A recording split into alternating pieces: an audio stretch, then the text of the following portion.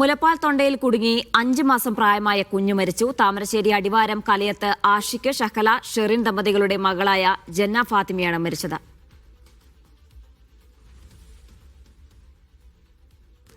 അതിദാരുണമായ സംഭവമാണ് നടന്നത്. മുലപ്പാൽ തൊണ്ടയിൽ കുടുങ്ങിയാണ് കുരുന്നിന്റെ ജീവൻ നഷ്ടമായത്. താമരശ്ശേരിയിലാണ് സംഭവം.